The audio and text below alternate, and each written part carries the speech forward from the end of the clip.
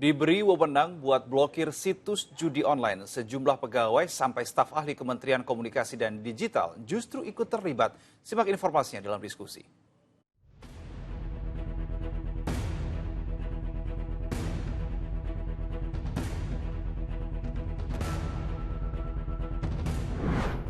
Diberi amanat, malah berkhianat.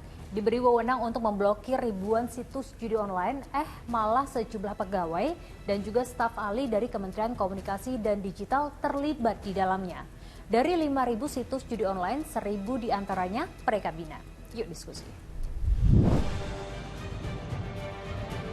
Jadi awalnya Jumat lalu, polisi menggerebek ruko di kawasan Bekasi yang jadi markas server judi online.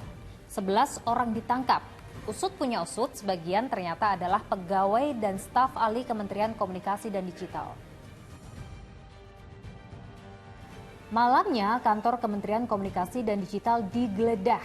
Barang-barang bukti disita. Dan hari Minggu kemarin, ada 2 tersangka lain ditangkap. Salah satunya lagi-lagi pegawai Komunikasi dan Digital. Polisi bilang para pegawai Komdigi ini menjaga 1.000 situs judi online agar tidak terblokir. Nah, satu keuntungan situsnya ini 8,5 juta rupiah. Kalau dikali sebulan, 8,5 miliar rupiah. Di sini adalah terkait penyalahgunaan wewenang oleh oknum pegawai pada kementerian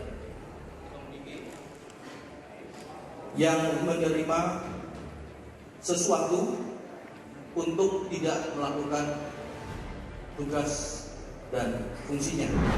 Nah, benar nggak sih iming-iming uang hasil kelola judi online jadi alasan? Ini kata pakar digital forensik.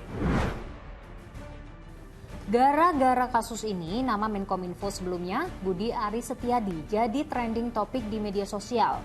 Netizen minta polisi juga usut Budi Ari. Budi Ari yang sekarang menjabat sebagai Menteri Koperasi buka suara soal ini. Katanya bagus itu, sebagai langkah aparat penegak hukum, kita apresiasi dan hormati. Saya fokus urus koperasi dan rakyat. Nah, balik lagi, 1.000 situs judi online yang dikelola para pegawai kementerian ini jumlahnya nggak sedikit loh. Gimana sih pengawasannya? Indonesia ini punya satu kondisi di mana tidak seperti saya sebut saja negara Cina. Jadi kalau negara Cina itu pintu gerbang yang besarnya itu hanya satu.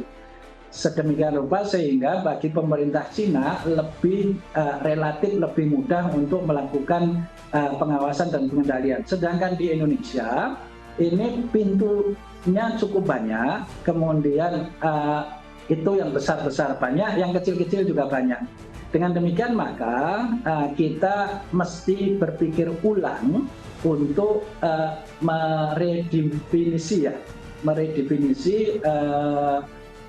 terkait dengan jaringan yang ada di Indonesia ini agar ke depan itu lebih mudah dikendalikan. Karena kalau saat ini dengan banyaknya pintu masuk dan pintu keluar untuk terkait dengan internet ini, maka kita akan punya kesulitan tersendiri.